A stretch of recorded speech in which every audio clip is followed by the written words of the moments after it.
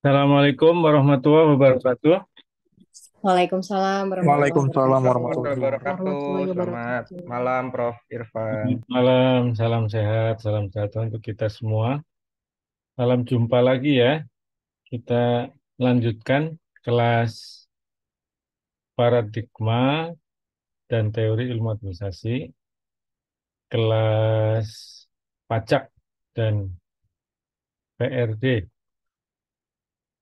bersama Prof. Roy. Sekarang pertemuan 5, mengalir dari soal politik, demokrasi, birokrasi. Hari ini masih makro juga, soal public policy, ya.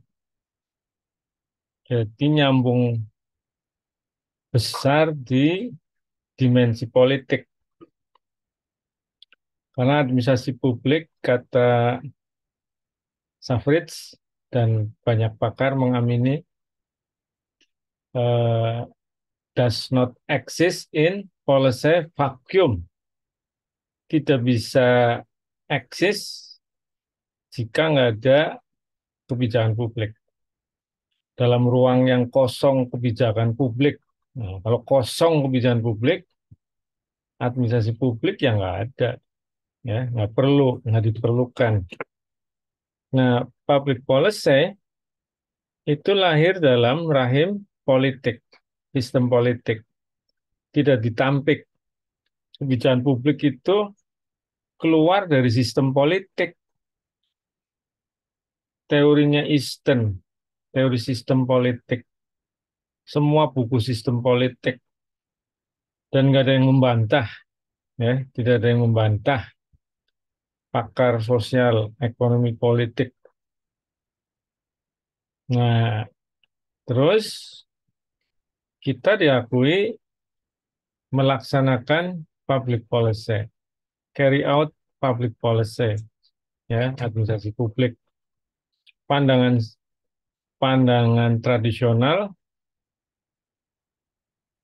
pelaksanaan kebijakan publik itu dilakukan oleh pemerintah, ya, oleh eksekutif. Nah, maka ada yang mengartikan administrasi publik itu administrasi pemerintah. Administrasi pemerintah jadi sempit, pandangannya di eksekutif saja, di branch eksekutif. Padahal pandangan modern itu ada di 3 cabang kekuasaan. Pandangan yang sangat luas, administrasi publik bahkan non-profit organization juga, di samping negara. Ya, negara. Oke, jadi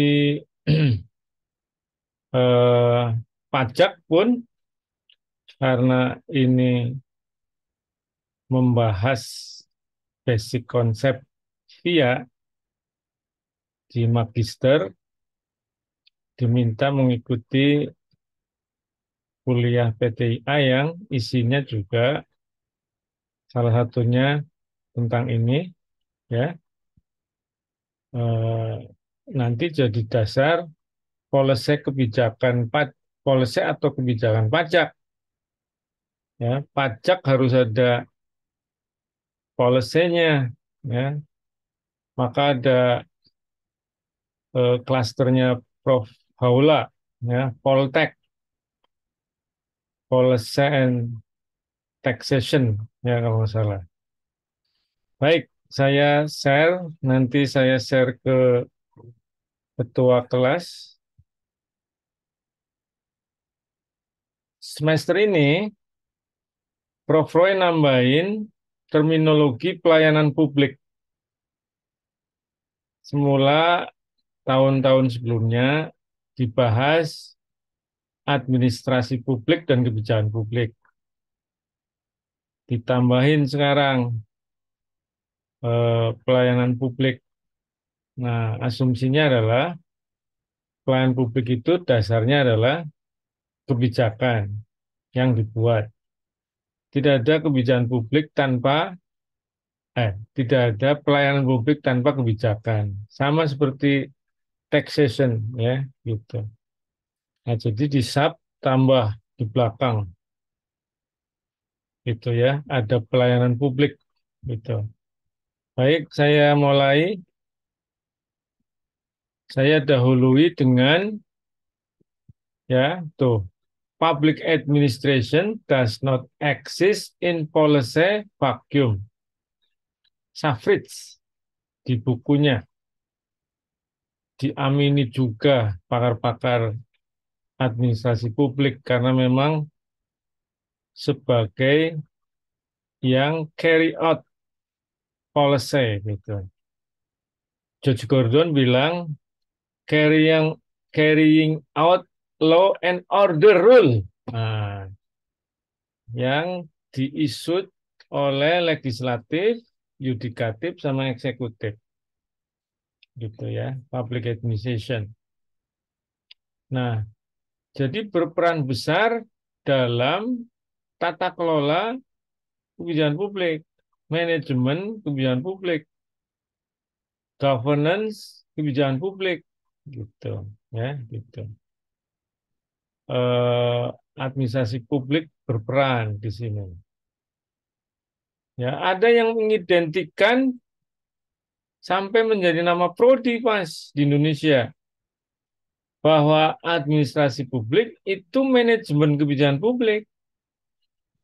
Ya, universitas terkenal negeri di Jogja sudah nggak pakai administrasi publik, ya sudah pakai manajemen kebijakan publik (MKP). Ya, gitu. Anda nggak akan ketemu di UGM. Ya, kawan-kawan saya menginformasikan sudah merubah nama prodi di sana manajemen publik atau manajemen kebijakan publik, ya, gitu. Administrasi negara sudah mulai ditinggalkan, ya, tinggal beberapa universitas. Sekarang sudah sebagian besar pakai administrasi publik sudah sesuai bahasa Inggrisnya. Ada satu sampai menjadi manajemen kebijakan publik UGM. UI S1-nya masih administrasi negara, S2-nya sudah administrasi kebijakan publik, ya. Administrasi dan kebijakan publik, administrasi publik, ya, juga administrasi dan kebijakan publik. Dua itu muncul. Nama konsentrasi ya, kalau di S2 kita. Gitu. Sudah nggak pakai negara, negara dalam bahasa Indonesia kan. Nah kan kalau di Inggrisin jadi state administration, padahal aslinya public administration. Ya nggak ada buku state administration, nggak ada Mas, Mbak. Judul buku state administration. Anda temunya public administration, Mas, Mbak. Oke. Nah, ini dikendalikan pemerintah. Manajemen kebijakan itu dikendalikan pemerintah yang berkuasa. Itu loh. Sehingga akhirnya ada yang mengartikan secara sempit, administrasi publik itu administrasi pemerintah. Itu Mas, Mbak.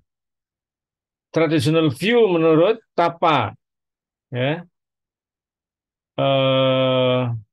pengertian sempit menurut para pakar administrasi, ya, pengertian sempit atau traditional view itu administrasi pemerintah. Nah, karena dilakukan pemerintah yang berkuasa, ya, dia selalu dalam ruang politik, Mas, Mbak. Nggak pernah bebas dari ruang politik, gitu, ya. Dan ini menjadi dasar kelak untuk berjalannya layanan publik. Pemerintah ngeluarin kebijakan bukan untuk social order aja, supaya ada tertib masyarakat, regulate, tetapi untuk deliver public service, Mas. Sehingga jelas, ya, jelas tolak ukurnya, standarnya, dan sebagainya. enggak tanpa dasar gitu ya. Sampai untuk taxation. Nah, jadi saya ulangi dari sini arti sempit administrasi publik, administrasi pemerintahan. Ya. Anda menyamakan administrasi publik, administrasinya pemerintah, nggak salah. Itu pengertian sempit, nggak salah. Gitu. Oke, lanjut. Dia nggak dalam ruang hamba politik, tadi udah disebut ya. Nah, public service nih, ya. Ini speaker 2009. Kalau mau cek ya soal tentang aktivitas pemerintah di public domain, ya, polisi, public health. Ini policing, policing ini polisi polis apa kebijakan ini? And public health. Lalu eh, apa? Activities are done for the benefit of the public. Service broadcasting, rubbish collection, sampah ya, pelayanan sosial, medical care, housing, education, social care, ya gitu. Ini public service menurut speaker jenis-jenisnya. Ada juga menurut Pak Miftah, Mas, guru besar Gajah Mada pemerintahan, guru besar administrasi publik juga, ya. Usaha yang dilakukan seorang atau kelompok atau instansi tertentu melalui penyediaan barang dan jasa bertujuan memberi kemudahan kepada masyarakat dalam rangka mencapai tujuan. Pemberian barang dan jasa, ya. Kalau yang disebut instansi, ya, terus juga masyarakat tidak diatur pemerintah melalui public policy bisa nggak jelas. Maka pasti perlu pengaturan. Hal-hal yang menyangkut kehidupan masyarakat diatur sama pemerintah. Ya, kalau untuk kelompok orang berusaha atau perorangan ya dihukum perekonomian pasar, hukum dagang. Kalau instansi ada hukum publiknya, ya gitu. Kalau esafas, the delivery of services by government agency using its own employee. Nah, itu SAFAS, ahli swastanisasi dari Amerika. Ya, bukunya Privatization, Mas. Karena membahas layanan publik, SAFAS nulis layanan publik yang diswastanisasikan. Nah, bukunya bagus, ya. Mungkin nanti dikupas Prof. Roy di public finance atau di pajak ya, ada pelayanan publik, beliau akan ngupas itu. Ini ada yang bocor, saya stop dulu. Ada yang mau nanya? Ada yang bocor siapa ya? Tuh, ada kresek-kresek. Siapa ya?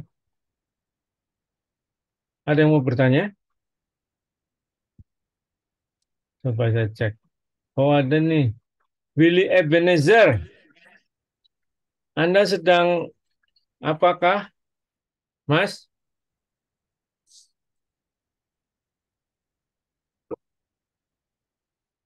Iya Pak, iya Pak. Ada pertanyaan? Oh, enggak. Sudah di-mute. Kemana larinya mute? Willy. Oh, udah. Oke. Baik, saya lanjut. Nah, ini layanan publik akan dikupas dalam. Saya hanya nyinggung sedikit di slide pertama ini. Ya, jadi karena diberi oleh pemerintah, ya, menurut salah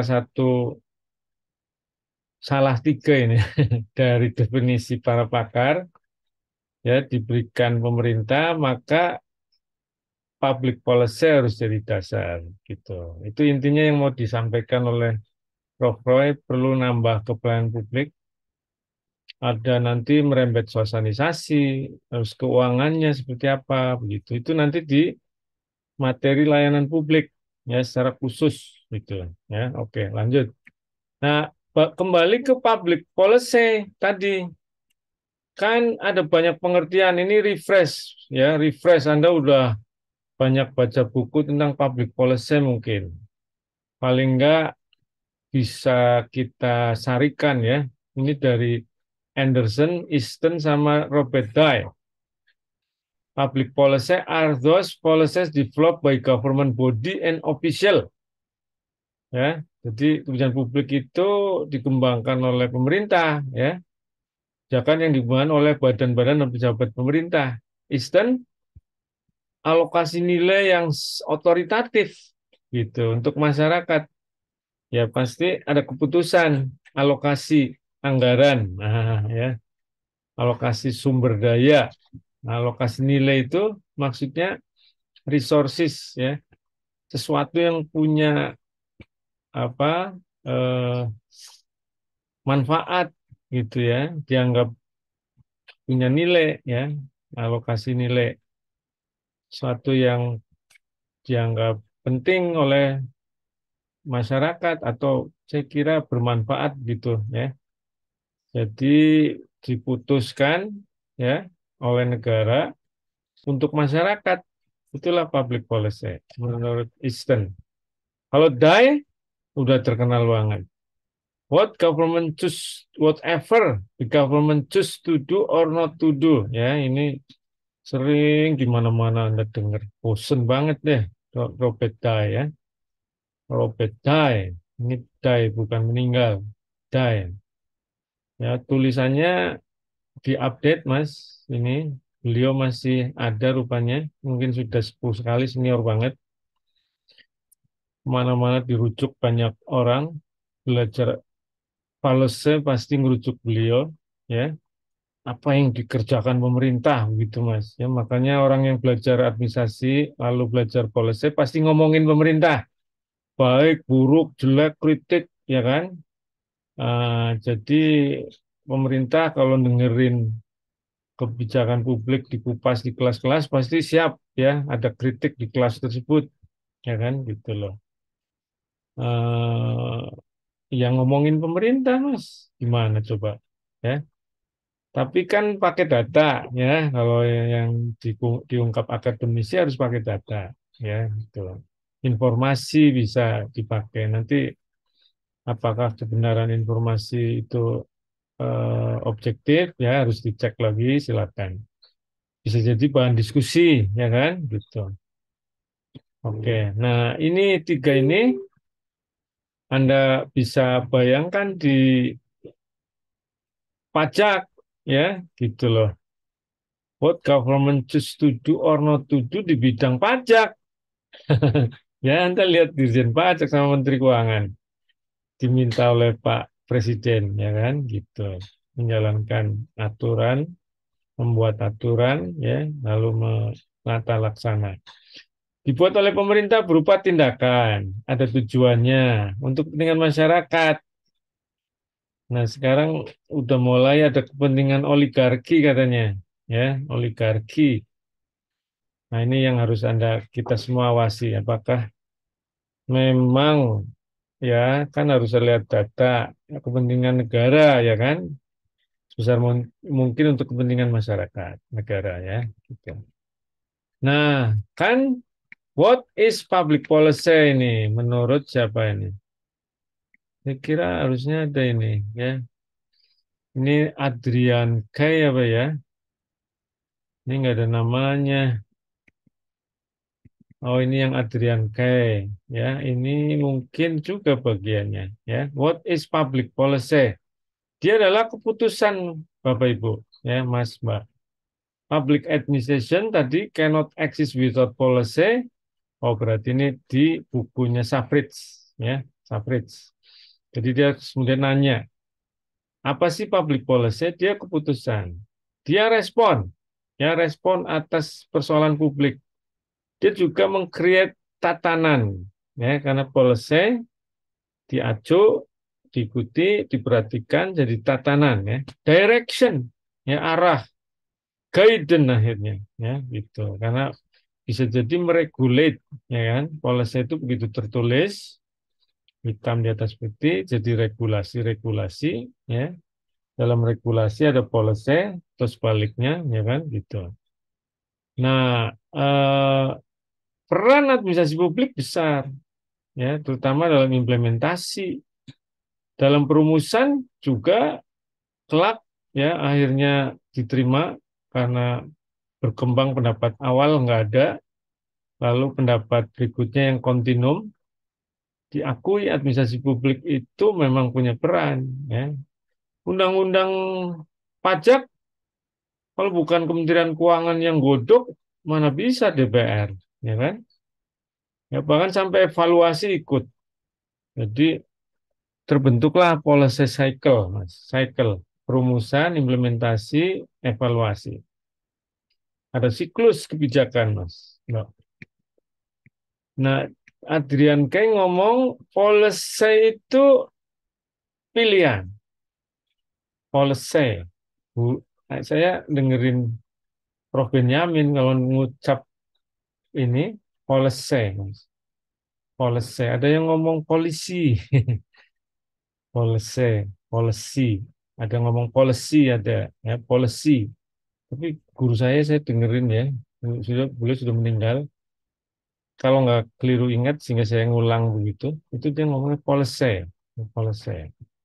Tahu bahasa Inggris Mas ya, yang fasih ini policy atau policy. Nah, terserah Anda deh yang enak ya. Dia adalah pilihan, pilihan mengenai objektif. Waktu waktu membaca ke depan yang diinginkan atau persoalan publik itu ada sasaran-sasaran. Nah, muncul banyak. Ketika pilih sudah diputus, pilihannya itu tentang sasaran itu adalah policy. Choice of reason for action or inaction. Alasan mengapa melakukan dan tidak melakukan itu juga policy. Kemudian alat-alatnya, milih ini untuk dilakukan, jadi pakai metode ini, itu jadi instrumen, itu juga policy, memilih policy instrumen. Bagaimana respon terhadap konsekuensinya dari output kebijakan? Ya, membayangkan setelah dikeluarkan Undang-Undang X, kira-kira masyarakat atau stakeholder bereaksi begini, atau keadaan perekonomian jadi begini. Nah, itu kira-kira kalau begini apa yang harus dilakukan? Nah, itu juga policy. Ya. Jadi hebat ilmu policy, Mas, Mbak. Dia memikirkan prosedur, urutan, ya kan? Gitu loh. Dengan harus akurat, ya. Kalau bisa ada data informasi kan semakin akurat. Ya, idealnya akurat, gitu ya. Smart gitu kan, memprediksi masa depan gitu loh. Ya, itu yang belajar policy itu belajar juga soal prediksi-prediksi ya, gitu loh. Karena memperkirakan kalau dilakukan ini apa ya akibatnya. Dan kalau akibatnya begini, apa ya yang harus kita lakukan? Sampai begitu, Mas. Itu Adrian Kay, ya, 2006. Oke, jadi kalau pajak diturunin, kira-kira ekonomi akan apa? Nah, kalau akan apanya kelihatan, apa yang harus kita lakukan gitu loh. Ya, sampai seperti itu. Ya. Nah, tugas administrasi publik, lihat ya, George Gordon sama, wah ini nggak ada tulisannya. Harusnya Francisco Amagno itu. Ini nih orangnya ya. Itu Francisco Amagno. Carry out policies that represent government choice of action gitu ya. Jadi ditulis juga sama George Gordon. Carrying out laws and other rule. Jadi carry out Mas, public administration.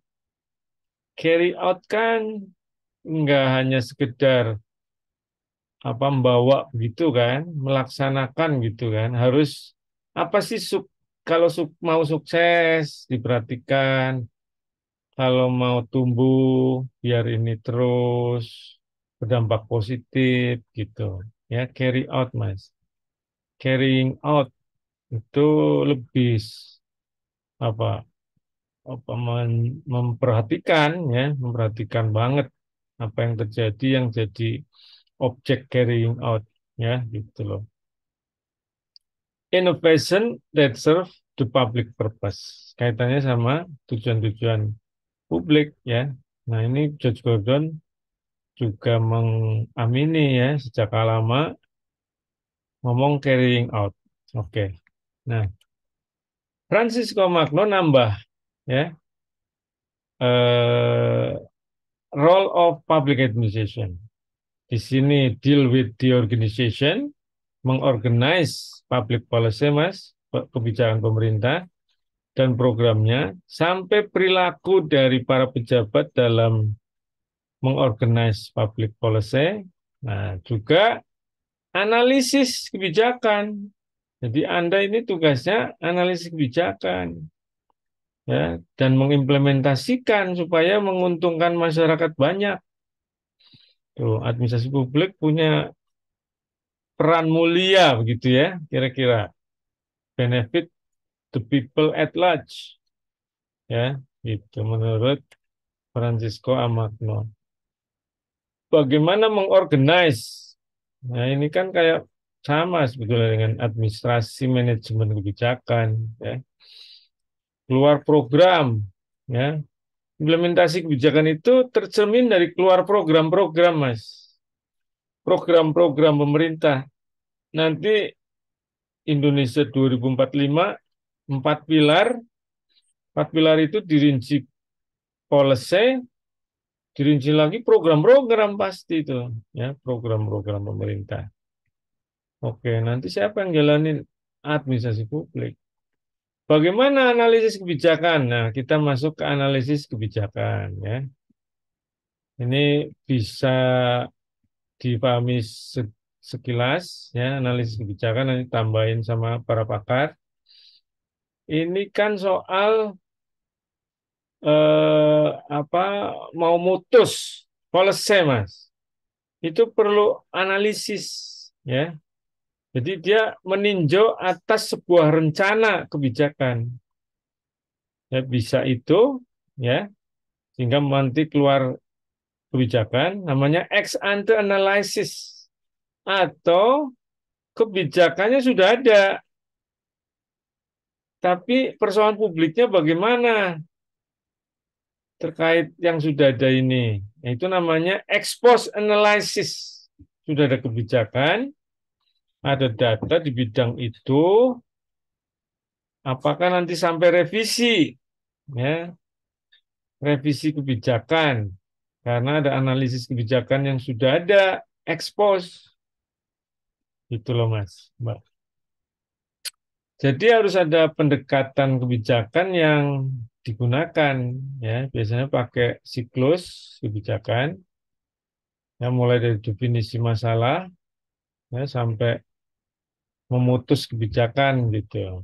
Nah, apa yang dilakukan analis kebijakan, outputnya adalah advice. Anda kalau sudah lakukan apa, pemerkiraan pilihan kebijakan mana untuk yang rencana, atau ini kebijakan masih oke, perlu perbaikan dalam implementasi program-programnya. Nah, itu dituliskan, disampaikan, namanya policy advice.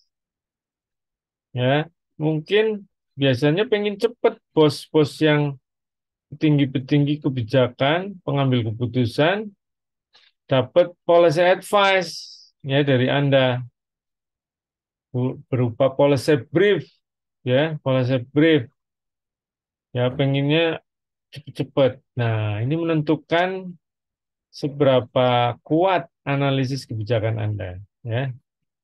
Kalau buru-buru datanya lemah, bisa lemah.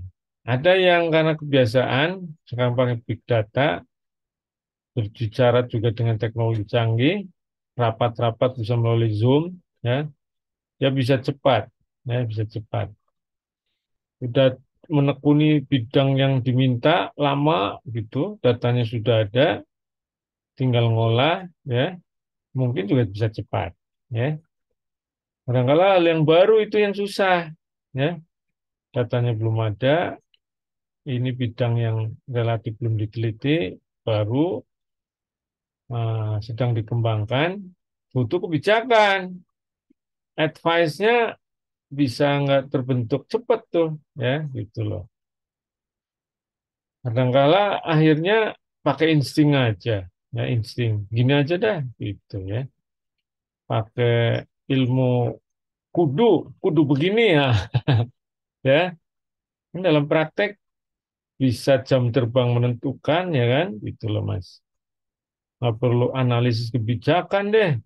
Analisisnya by individu atau otoritatif tertentu ya, gitu. Approach-nya approach otoritas ya, gitu.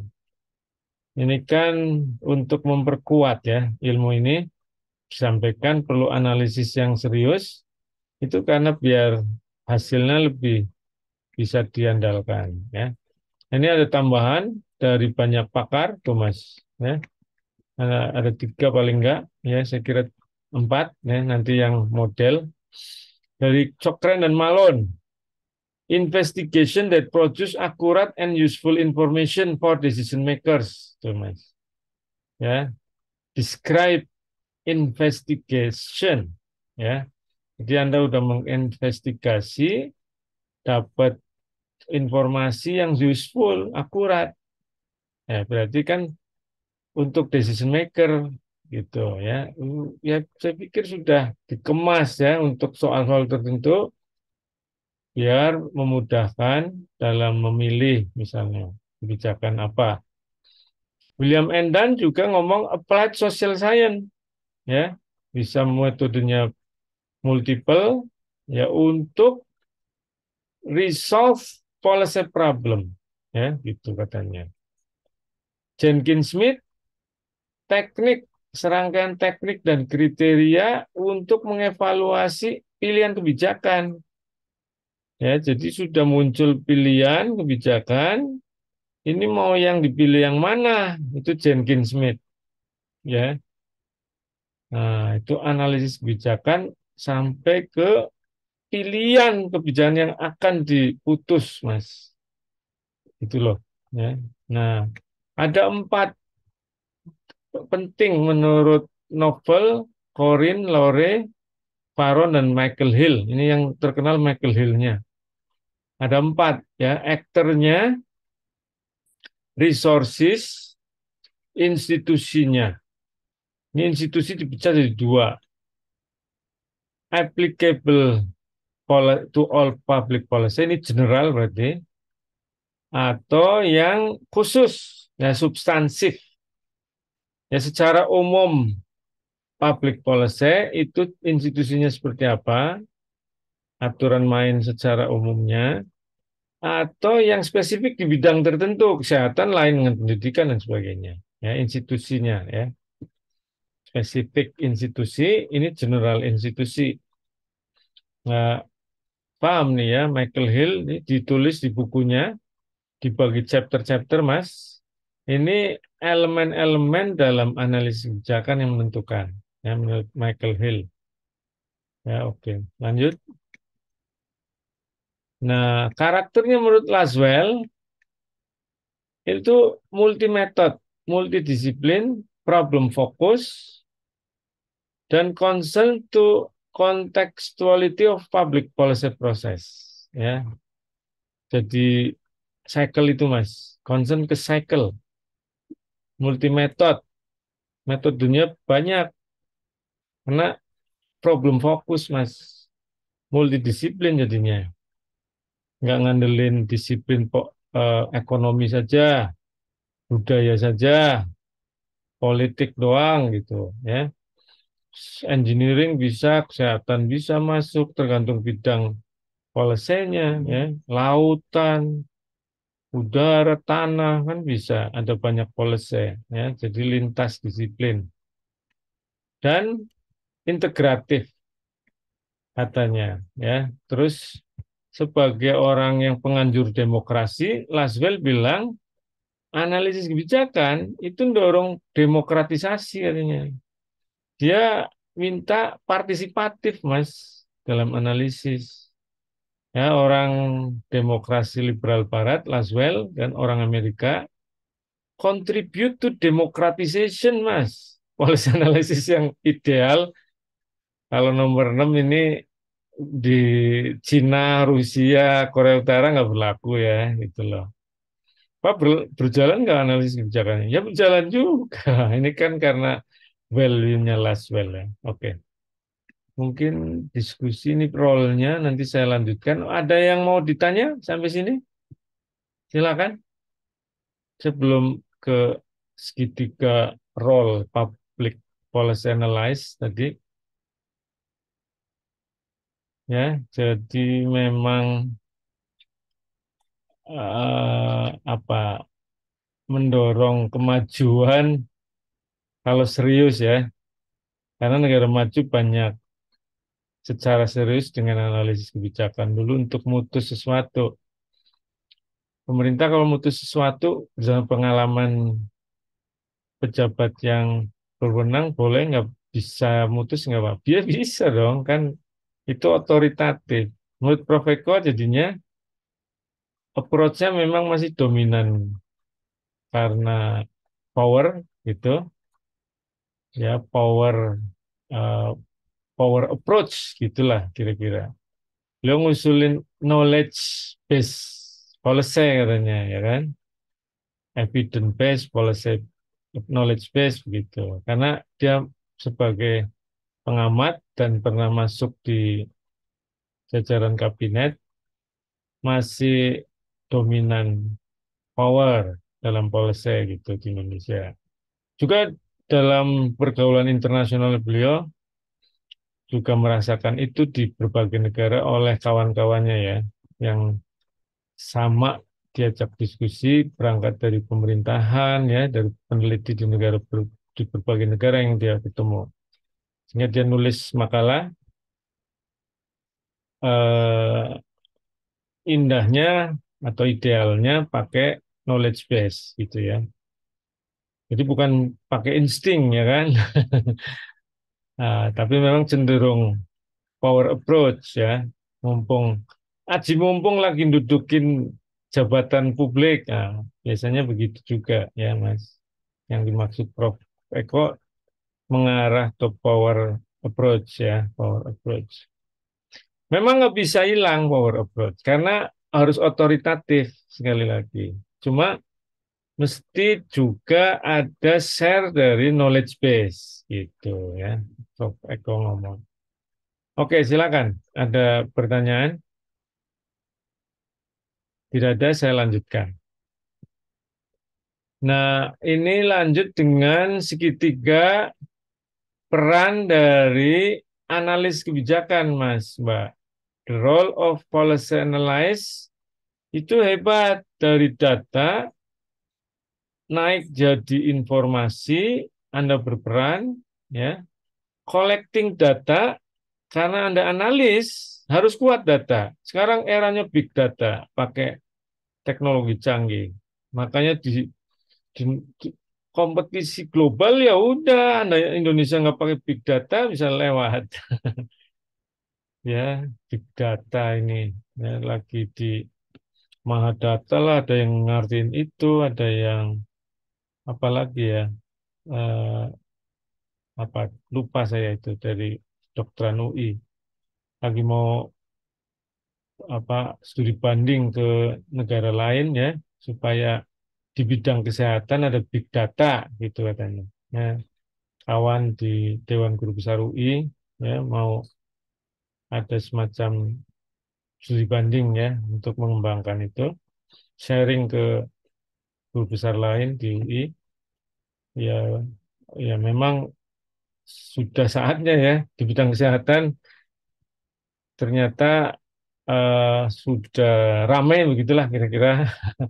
Ya data Mas, data ini untuk pengambilan keputusan kan kalau mau akurat harus datanya kuat.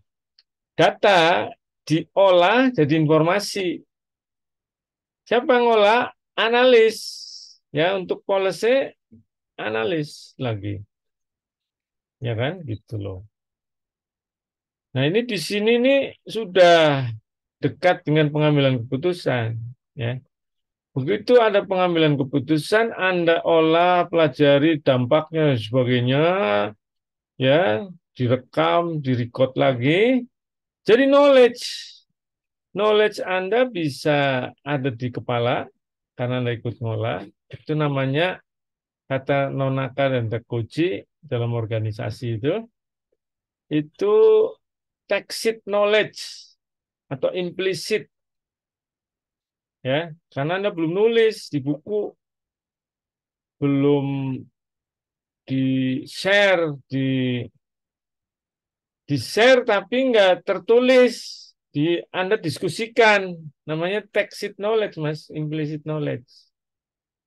Anda punya data informasi diolah oleh Anda, sudah jadi kebijakan dipahami oleh Anda, ya, banyak banget pengetahuan Anda, ya, jadi tacit knowledge. Kalau dibukukan, ya, dibukukan, ditulis, itu explicit knowledge. Ya, bisa baca orang lain dengan mudah tanpa ketemu Anda, ya, explicit knowledge. Maka Anda yang nekunin policy di lapangan, kalau mau jadi orang hebat meninggalkan tulisan, Mas. Ya, harimau mati meninggalkan belang, manusia hebat mati meninggalkan tulisan. Jadi jangan lupa nulis buku, Mas. Buku, nulis. Nanti penerbit cari. Anda tulis bidangnya Anda. Apa kayak jadi konsultan nulis, jadi apalagi birokrat, ya, birokrat banyak banget. Apalagi Anda analis, ya udah, ya, lengkap kebutuhan untuk nulis. Nah, begitu masuk sekolah, kan ada teori metodologi yang ketat, ya. Ini bisa diracik ulang atau Anda eh, dalam apa kesehariannya ingin disampaikan di jurnal, jurnal ilmiah, apakah bisa mengikuti metodenya dan sebagainya, itu nanti naik jadi sains, Mas. Itu di puncak itu ada sains, tapi tidak ditulis karena ini bukan untuk kepentingan akademik, sampai sini aja, knowledge.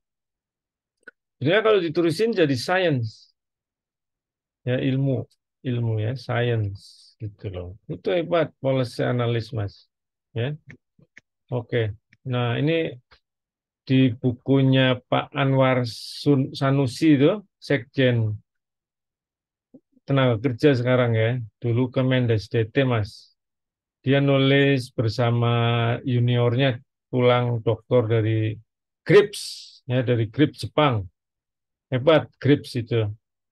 Sekolahan kebijakan publik di Jepang, di Tokyo, Mas. Saya udah mampir 2 kali. GRIPS, pertama Prof. Eko, kedua sama kawan-kawan di klaster saya, ya. Pulang, Pak Anwar jadi pejabat, kayaknya di kelas ini mengikuti, komunikasinya bagus, tercetus ide ini nulis analisis kebijakan publik, Mas. Bukunya tahun 2019 sampai masih anget itu buku. Apa 2020? Ya, saya kutip, saya crop. Mereka mengutip Howlett and Wellsted di Indonesia kan, karena ditulis dalam bahasa Indonesia, Mas. Ada tugas analis kebijakan sama kemampuannya. Tuh. Tugasnya sampai 16, kemampuannya 12. Tuh kan, dari data sampai ngolah, Mas. Menyusun policy brief, bahkan evaluasi hasil. Ya kan, gitu. Menurut Pak Anwar Sanusi. Ini teknik analisisnya, Mas. Kelas public policy nggak mungkin nyediain ini di kelas.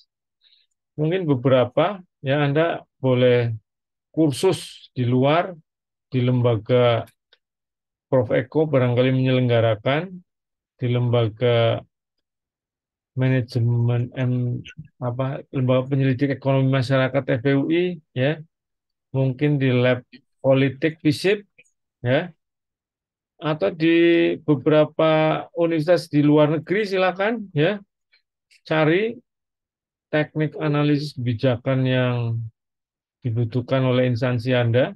Ya, ini banyak. Pak Anwar Sanusi memilah dasar menengah lanjut.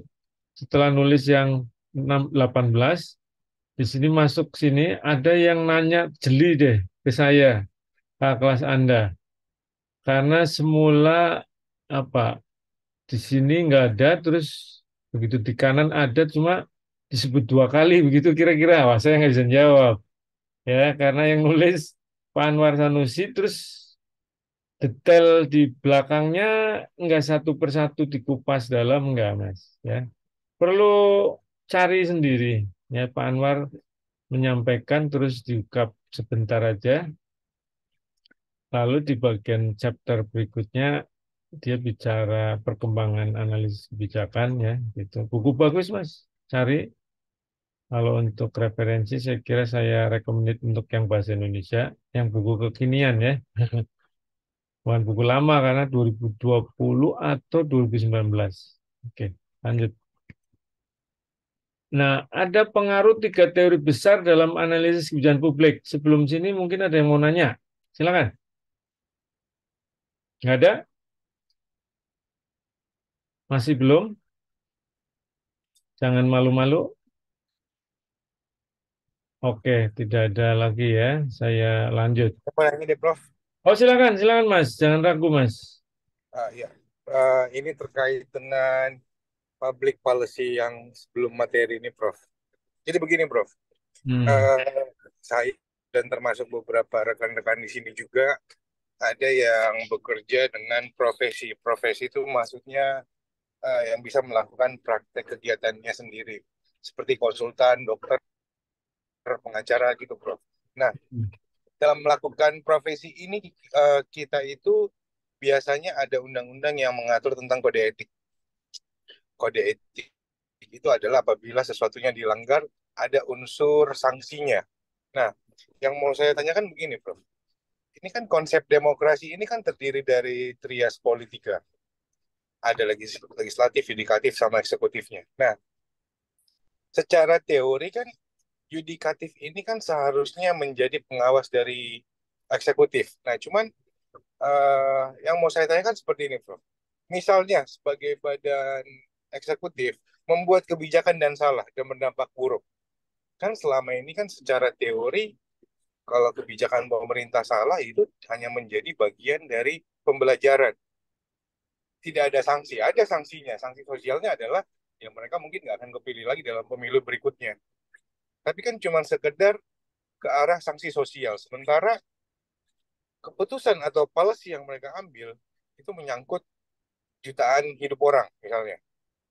Nah, bukannya harusnya yudikatif sebagai badan pengawas dari eksekutif ini juga harusnya ada mengkriteriakan beberapa sanksi apabila benar-benar kebijakannya ini salah gitu loh, Prof. Karena memang kalau cuman bebannya salah dalam mengambil kebijakan menjadi pelajaran ya kalau gitu setiap pemerintahan yang ada pun dalam membuat kebijakan mungkin akan ada analisis tapi memang tidak ada mungkin ada analisis bahwa dampak apabila gagal seperti apa cuman sebatas sanksi moral aja seperti itu, Prof. Nah, kira-kira apakah yudikatif kita juga termasuk mengatur sanksi kepada eksekutif yang apabila dalam mengambil keputusan itu tidak tepat atau salah dalam membuat public policy? Terima kasih, Prof. Kalau itu saya perhatikan sistem atau mekanisme untuk ngontrol pemerintahnya itu kalau ada feedback dari masyarakat ya.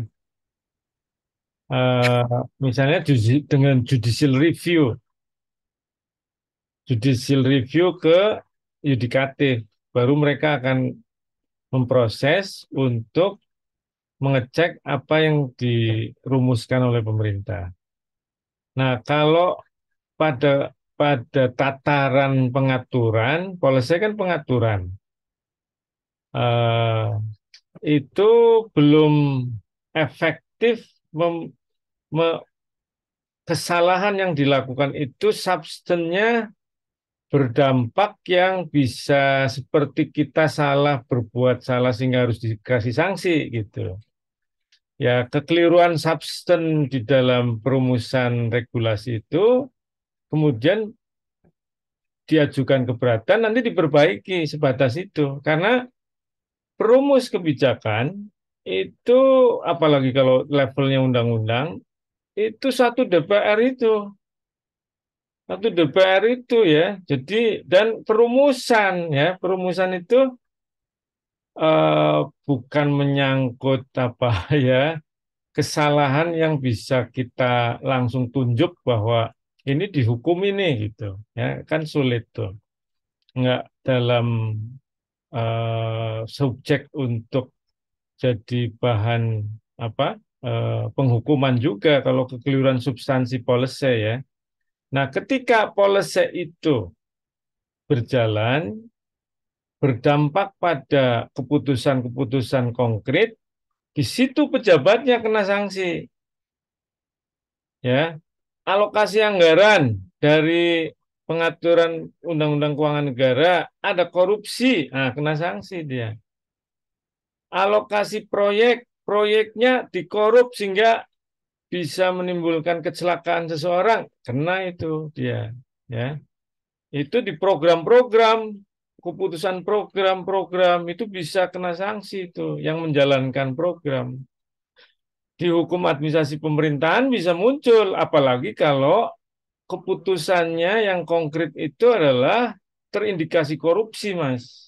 Ya, tapi policy yang aturan umum itu kekeliruan hanya untuk jadi subjek perbaikan. Ya, kita ke lembaga yudikatif, lalu misalnya eh, MK kalau undang-undang itu undang-undang dasar, kalau MA dari yang di bawah undang-undang ke undang-undangnya, ya itu ke MA.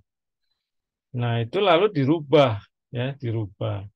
Kalau pengaturan-pengaturan tuh Mas.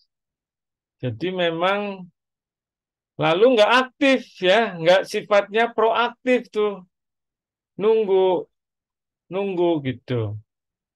Nunggu kecuali ya subjeknya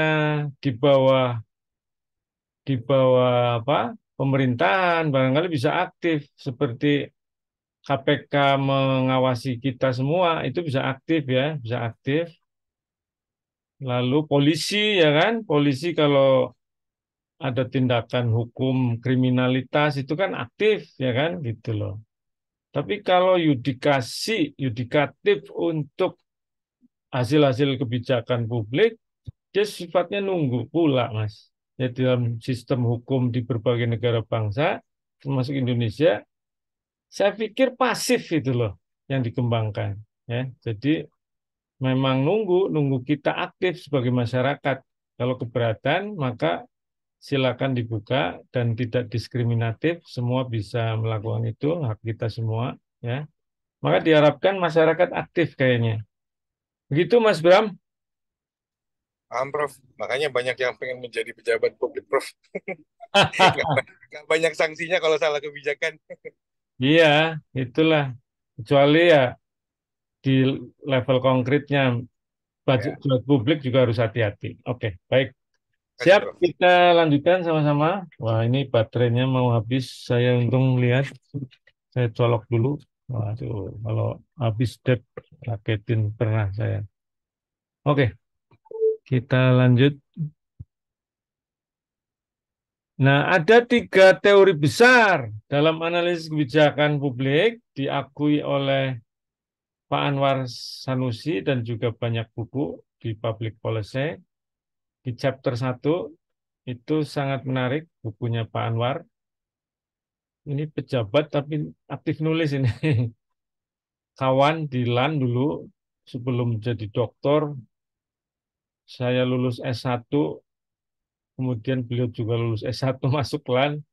Sekali pernah jumpa sama-sama anak muda ya, dipertemukan oleh senior kami sama-sama di LAN. Begitu sudah masing-masing on the journey, dia di LAN, saya di UI terus, belakangan mantap ya, ngambil doktor di Jepang, pulang mendapat kepercayaan, habis reform lah ya, sampai jadi pejabat tinggi dan sekarang di Kementerian Tenaga Kerja, tetap aktif mengajar, maka dapat profesor di UB ya, beliau guru besar di UB. Nah, bukunya yang saya perlu sampaikan ke saudara semua, di chapter awal nih Mas, Mbak, diakui bahwa ilmu sosial berpengaruh karena kebijakan publik masuk dalam ranah sosial. Di sana ditulis ada 3 teori besar yang berpengaruh.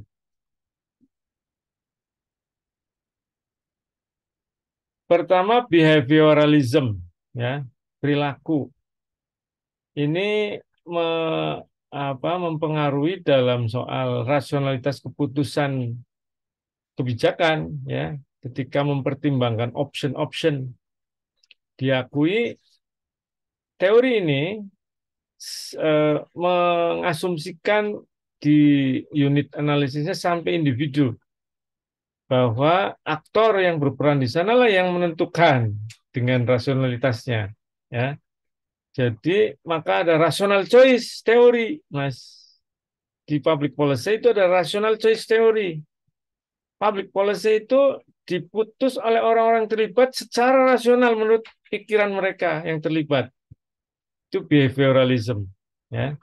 Internal aktor, rasional itu prioritas dipertimbangkan, cost benefit, nggak mungkin keputusan itu yang merugikan, yang menguntungkan sebanyak-banyaknya. Hukum apa itu ya? Saya lupa. Prinsip yang menguntungkan sebanyak-banyaknya, merugikan seminimal mungkin orang, ya kan? Gitu. Ya, nanti Anda yang mengingatkan saya kebetulan lupa ini. Kalau ada yang ingat. Nah, jadi itu internal actor. Nah, ditepis sama teori lain di dalam teori sosial, ya. Enggak, manusia itu enggak rasional amat. Bahkan Herbert Simon ngomong keterbatasan rasionalitas, ya, bounded rationality, Pak. Ditambahin ada orang strukturalism. Sebetulnya manusia itu gara-gara struktur, ada kekuatan struktural yang membuat keputusan itu diambil. Mungkin Anda sekolah S2 gara-gara disuruh orang tua, gara-gara disuruh bos Anda. Sebetulnya Anda nggak pengen sekolah sebetulnya, tapi ada yang nyuruh ya gitu loh. Nah itu jadi, atau policy bersama itu karena ada kekuatan asing, kelompok penekan, ya gitu loh. Jadi ada kekuatan struktural Mas, policy itu. Itu menurut strukturalism. Struktur itu menurut perspektifnya pecah 2.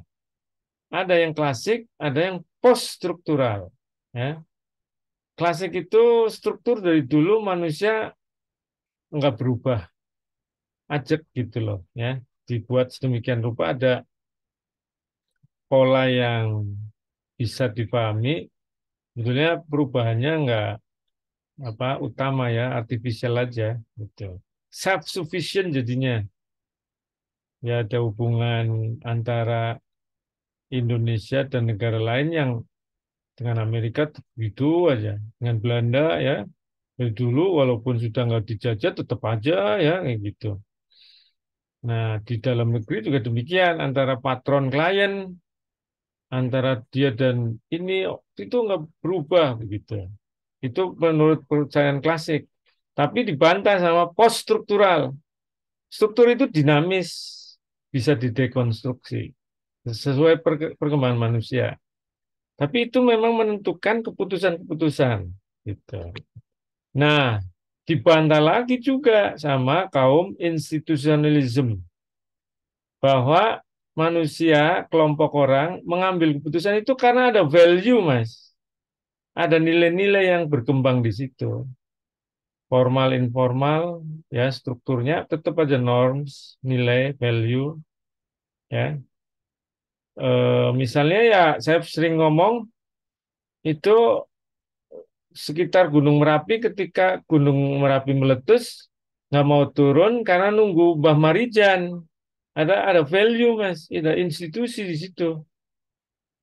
Bayangkan Anda, badan meteorologi nggak dipercaya sama masyarakat atau tidak jadi panutan karena value, Mas. Mbah Marijan lebih. Mbah Marijan turun, turun pasti. Ini nggak mau turun, ya nggak ada yang turun, mati semua deh. Nah, institusi juga ada old institusi, ada neo institusi. Old institusi dianggap ajak juga, ya, eh, apa manusia kalau sudah ada pengaturannya akan berjalan baik, begitulah ya, old institusi.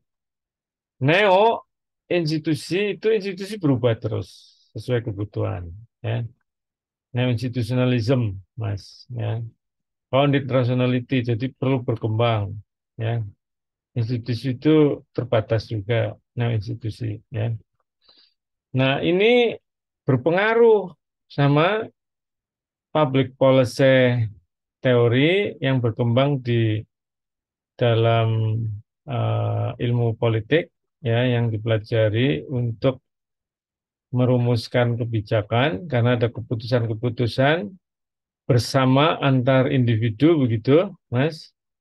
Teori ini menjadi sandaran juga, ya, menurut bukunya Pak Anwar Sanusi.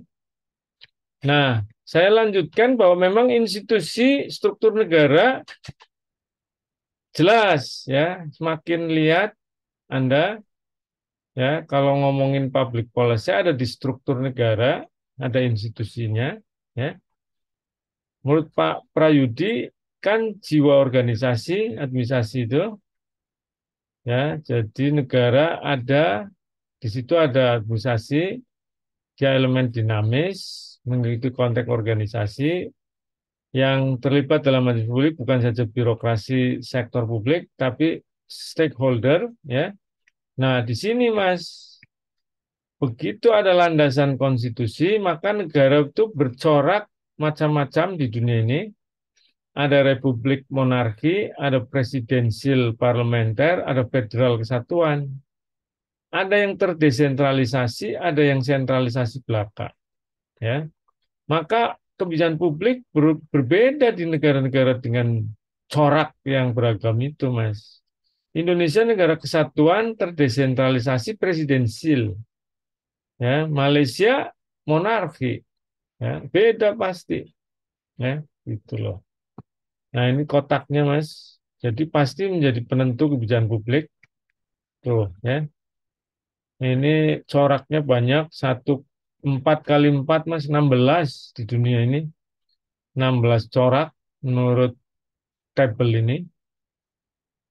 Ya, Pak, maka jangan berharap sama. Yang sama saja bisa beda karena situasi kultural negara, orang-orangnya. Indonesia dengan eh, Filipina, ya, sama-sama satuan, dia juga presiden, ya kan, terdesentralisasi, sama, Mas. Tapi kultur beda, isinya lembaga-lembaganya beda, ya beda, ya. Jangan harap nyontoh Filipina terus di sini sukses, di sana sukses, di sini sukses, begitu ya. Belum tentu, konteksnya beda. Oke, lanjut. Nah, ada berbagai model policy, ya, salah satunya policy cycle yang ditulis oleh David Easton. Sebelum ke sini mungkin ada yang mau nanya lagi. Silakan. Dengan teori besar tadi, silakan. Lalu institusi negara saya konkretkan dalam tabel. Apa ada pertanyaan atau diskusi? Monggo. Saya akan lanjutkan ke model-model kebijakan publik. Salah satunya model siklus, ya, yang amat masyhur. Orang bahas kebijakan publik yang paling banyak dikupas buku-buku kebijakan publik itu siklus kebijakan. Ya, siklus. Kebijakan publik itu mulai dari perumusan, implementasi, evaluasi. Terus dirinci begitu, ya banyak buku merinci tiga itu. Ntar saya akan masuk itu. Silakan kalau sebelumnya ada pertanyaan. Nggak ada? Amelia Salsabila, ada pertanyaan? Izin Pak, mungkin terkait dengan kebijakan publik ya Pak. Hmm. Kalau yang terjadi di kota kabupaten, belum lama ini kami tuh baru pergantian kepemimpinan Pak. Jadi Oke. memasuki masa pilkada, Hmm. kami ada PJ namanya Pak. Itu rata-rata pejabatnya dari Kemendagri. Hmm. Izin Pak, mungkin dalam proses pengambilan keputusan itu pasti tentu berbeda dari pemimpin sebelumnya. Hmm. Menurut Bapak, hal-hal seperti itu eh, apakah mengganggu terkait pertama Pak kecepatan program-program yang sebelumnya sudah diusung Pak. Jadi kan pasti setiap pemimpin mempunyai visi yang berbeda begitu Pak. Terus yang kedua, izin Pak agak mengarah sedikit ke politik ya Pak. Hmm. Menurut Bapak, apakah terkait dengan stabilitas politik jika misalkan pemimpin yang baru ternyata visinya berbeda nih Pak dari yang sebelumnya, tetapi mengingat pemimpin yang sekarang itu cuma PJ Pak dan masih aparatur sipil negara, jadi bukan dari pemimpin politik. Terima kasih Pak. Ya, ya, ya. Bagus juga ya. Pertanyaannya Anda susah-susah, gampang ya, tapi susah lah dijawabnya. Eh, apakah PJ itu bisa merumuskan visi misi baru? Itu sebuah sebuah fakta yang saya juga agak terkaget-kaget ya, karena menuntaskan yang lama gara-gara mau pilkada serentak dari diangkat oleh pemerintah atau pejabat yang berwenang merumuskan visi misi baru ya, seharusnya sih nerusin saja karena orangnya beda itu ada perubahan Mbak, apalagi kalau visi misi baru sangat ini. Dan kalau itu terjadi, kemungkinan goncang awal, saya pikir saya mengamini. Jadi siap-siap goncang substansi itu berarti penyesuaian program-program. Apakah besaran anggaran atau jenis program malah. Nah itu luar biasa itu. Ya, jadi think tank-nya mungkin sebelum naik dia udah nyiapin berarti, udah tahu dia mau jadi PJ. Kalau kaget-kaget, dia lagi nyiapin di masa awal mungkin bisa setengah tahun atau 2 bulan kalau memang cerdas kan, 1 bulan 2 bulan. Dengan timnya maka lebih cepat lagi. Dan itu relatif akan menggoncangkan program-program lama yang karena visi misi baru dibolehkan. Belum orang orang baru menurut pandangan PJ akan mungkin muncul pergantian oleh dia. Dan itu yang menggoncangkan lebih daripada sekedar program. Ya, jadi ini akan ada penyesuaian lumayan itu kalau dibiarkan karena gara-gara visi misi baru ya. Ya, tetapi karena ini hukum positif jalan, leadership baru jalan, harus jalan gitu. Walaupun dimulai dengan kegoncangan sedikit, Mbak. Dan apakah dibenarkan? Lah undang-undangnya membenarkan dan itu tidak disebut sebagai sebuah kesalahan dalam berbagai peraturan karena pemimpin baru cuma nggak lazim aja bahwa penerus itu diaminkan untuk membuat visi misi baru. Saya kaget juga. Apakah karena waktu periode yang digantikan itu memang habis, ya itu jadi alasan. Ya, misalnya kan Pak Anies Jakarta memang selesai di itu ya penggantinya maka loh kan Pak Anies nggak bikin yang next gitu. Jadi saya bikinin dong. Nah itu masuk akal banget Mbak. Karena masuk akal maka kayak dari hasil pilkada ya, kayak dari hasil pilkada dia seperti kepala daerah yang definitif karena munculkan visi misi baru dan dia harus berbuat memang. Eh, Saran saya kalau seperti itu karena memang periodenya habis itu jangan flashback. Misalnya ada pembangunan, ya, terutama fisik apalagi. Fisik pasti tidak flashback. Apa ya? Yang sosial ya. Itu kalau udah separuh jalan, ya diteruskan gitu. Ya, harusnya dia pelajari apa yang belum tuntas di kepala daerah sebelumnya, apa yang sudah tuntas. Kalau sudah tuntas bisa muncul baru. Ya, kalau belum tuntas tuntaskan. Jadi itu wajar juga, Mbak, saya kira. Yang goncangin berarti adalah soal kemungkinan ada pejabat yang diganti baru. Mungkin, Pak, ya mungkin, wong leadership ya dengan asal dia punya data yang relevan sehingga tidak tidak seperti like or dislike ya. Ini kan kebanyakan yang dikritik karena like or dislike muncul diketahui ini musuh saya nih, langsung digeser. Oh ini pro sana. Nah, itu jangan seperti itu mestinya. Ya, karena ada karir, jenjang karir, ada data tentang pembinaan apa SDM, gitu, merit system tentu ya. Itu no problem, Mbak. Harus sambungin di situ. Saya kira itu Mbak Amelia. Ya, Pak. Terima kasih. Oke, sama-sama. Yang lain cukup ya, saya balik dulu 1942. Nah, jadi ada banyak model-model, salah satunya yang masyhur, saya ulangi lagi adalah modelnya David Easton, sistem politik. Pasti memang belajar policy selalu ngingetin model itu dari yang dikemukakan oleh Easton, policy keluar dari sistem politik. Ya. Dari demand, support, input, konversi, output. Ada yang nambahin outcome, ya, tapi bukunya Easton itu output, ya, output kebijakan, terus feedback. Ada feedback ke input dan feedback ke konversi, ya, lalu jadi begitu. Nah, ya input itu ada demand dan support, ya, gitu. Policy terus berulang, gitu. Policy bidang yang sama bisa ada feedback, ya, mestinya ada perbaikan. Ya, ini apa namanya? Banyak yang memang apa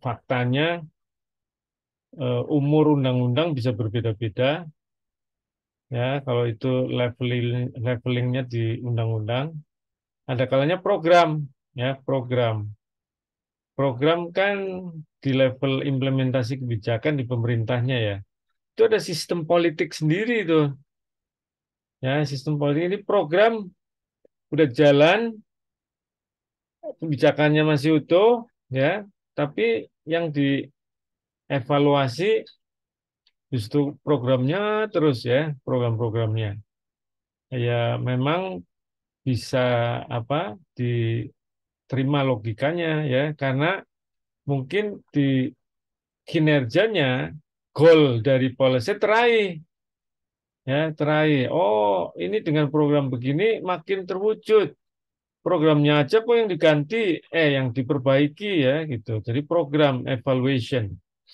nah di dalam ranah program evaluation ada sistem politiknya sendiri juga sebetulnya ya ya input support terhadap program itu terus konversi ya disahkan tadinya rancangan program jadi program beneran ya dijalankan deh oleh birokrasi ya program pengentasan stunting ya apa aja pembelian susu.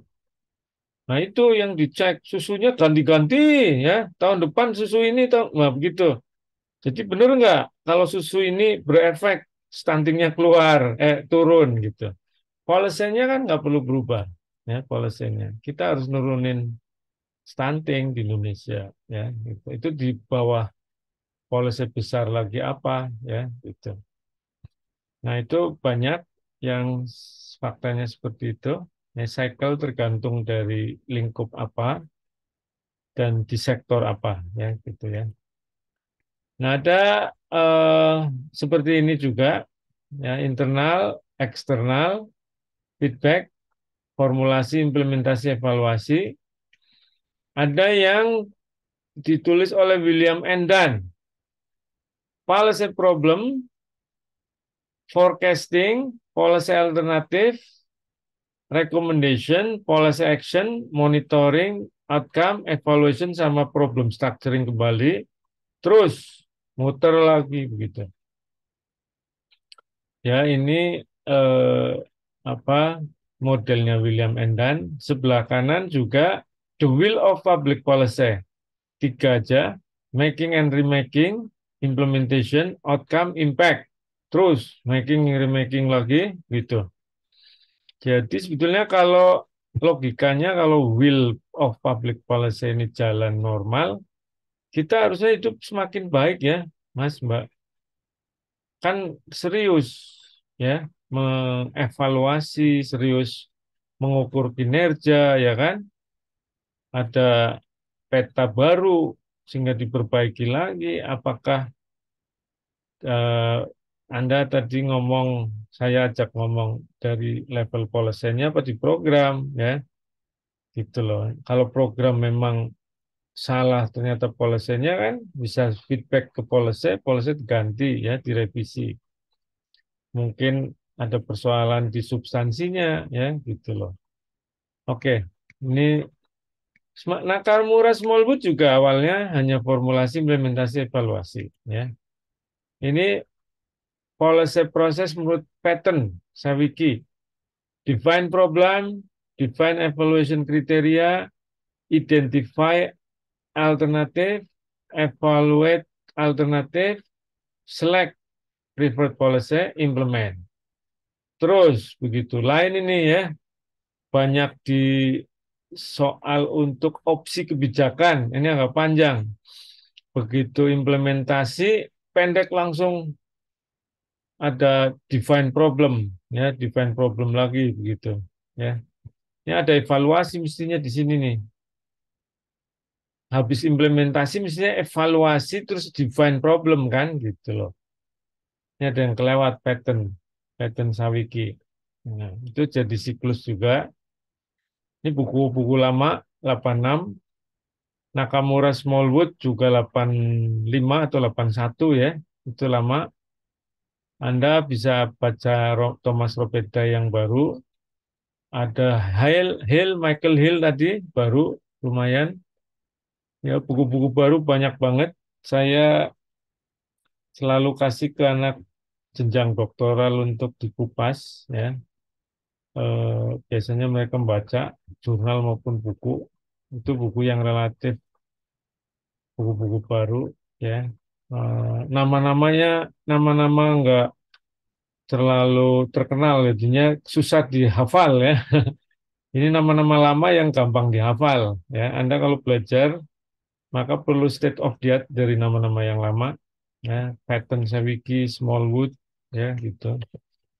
Oke, ini dari Wayne Person 97, lumayan. Ada cycle yang dia bikin.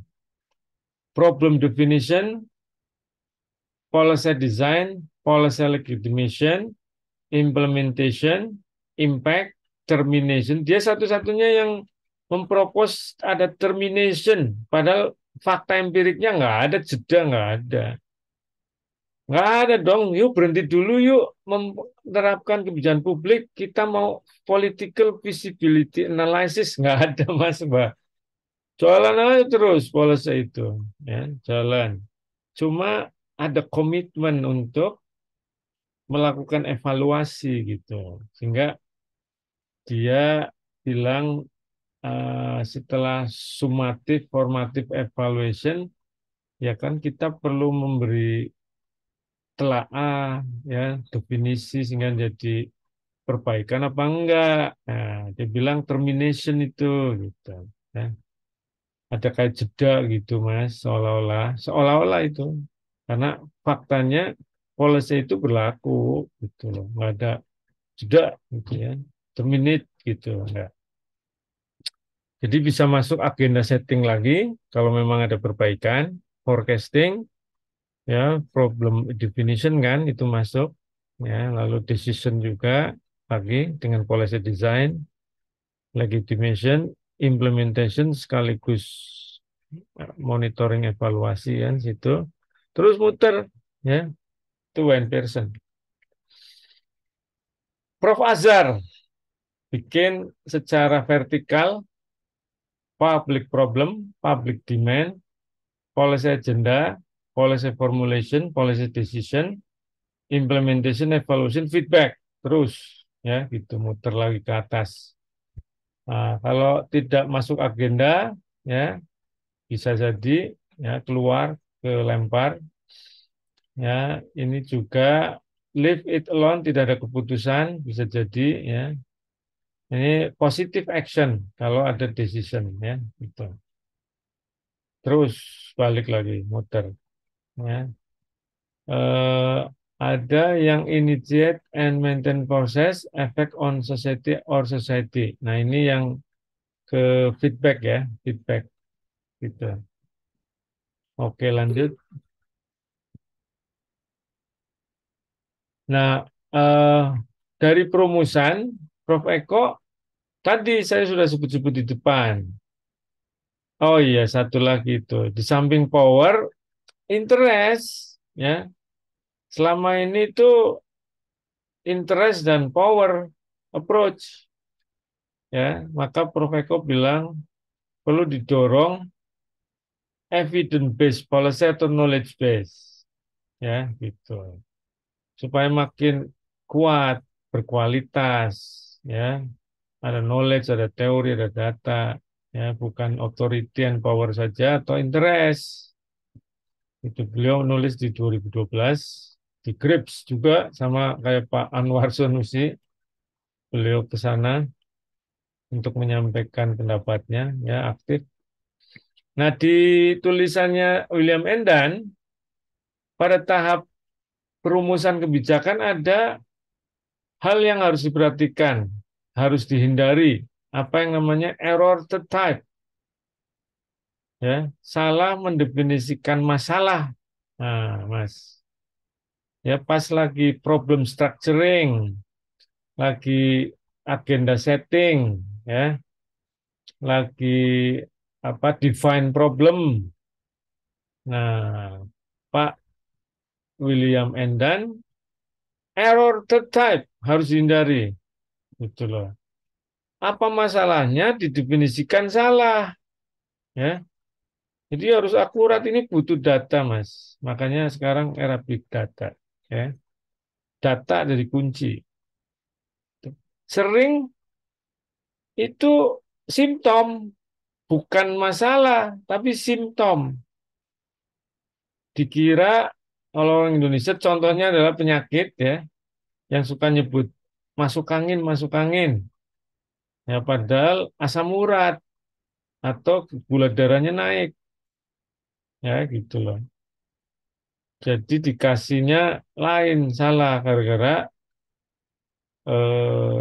diagnosanya salah, ya, error the type. Mau obatnya bagus, kalau error the type, ya nggak akan menyembuhkan, ya, gitu loh. Ternyata public policy juga adalah berarti obat masalah publik, Mas. Ya, contoh saya suka nyontohin yang ekstrim gitu ya. Misalnya eh, di tengah masyarakat apa HIV AIDS naik, HIV AIDS naik kan, sampai hari ini juga saya ngomong begini, nyari data, udah data yang lama-lama itu trennya naik, udah deh pasti, ya bukan pasti ya, saya berasumsi naik terus nih ya, naik terus, bahkan narkoba juga ya itu. Nah, kan pernah dengar Anda di Jawa Timur apa di mana tuh? Dinas mana gitu, dinas kesehatan ya terutama apa dinas sosial itu ngaitin HIV naik naik dengan program pembagian kondom gratis, Mas. itu disebutkan rasionalnya karena HIV/AIDS naik. Programnya pembagian kondom gratis. Ya, ya sudahlah, wassalam deh. Itu simptom yang diarah. Oleh karena itu pemahaman terhadap masalahnya itu sebetulnya urgent gitu loh. Terus Anda nanti diskusi tentang HIV, waduh, saya bukan ahlinya, ya. Nah, kita lanjutkan policy problem karena tadi sebetulnya di pemahaman tentang masalah kebijakan, ya. Masalah kebijakan itu menurut William N. Dunn cirinya 4, Mas. Interdependent, dia kait-mengkait loh. Jangan lupa, nggak pernah berdiri sendiri loh. Ini dia bilang, policy problem in one area frequently affect policy problem in other area, Mas. Policy problem are not independent entities. They are part of a whole system of problem. Terus subjektif, waduh, ya. Kadang-kala karena definisinya seseorang, external conditions that give rise to a problem are selectively defined, classified, explained, and evaluated. Although there is a sense in which problems are objective, they are typically interpreted in markedly different ways. Ya, policy problem are mental artifact that transform experience through human judgment. Tuh, ada judgment orang, Mas. Ya, policy problem itu karena pemahaman kita, ya kita sharing terus. Ya kemungkinannya subjektif, kemungkinan. Maka bisa meleset memang ya. Gitu. Artifisial, buatan. Ya, artifisial tuh. Policy problem are possible when human judge the desirability of altering some problematic situation. Ya. Jadi karena judgment, terus muncul beneran jadinya artifisial, buatan ya, oleh manusia yang mengkonstruksi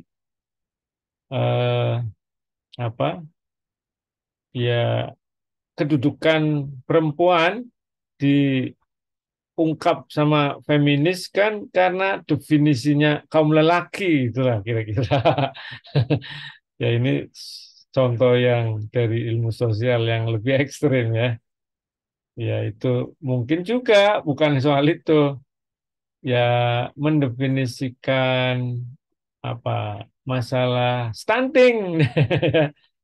Masalah kemiskinan. Ternyata begitu tanya orang miskin, dia happy-happy aja. Saya happy aja hidup di hutan, di kali begini, rumahnya pakai bambu begitu. Tapi orang yang dari luar itu miskin, jelek gitu. Begitu kita ke sana, menurut mereka sendiri, saya happy kok. Saya happy selama ini gitu. Ada riset-riset ya, definisi kemiskinan relatif ya gitu. Maka mengatasi kemiskinan dengan public policy itu bisa jadi public problemnya adalah artifisial ya gitu loh.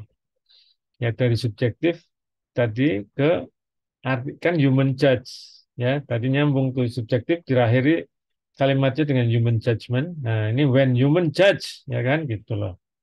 Bisa muncul artifisial. Lalu dinamis, berubah terus, Mas. Policy problem itu.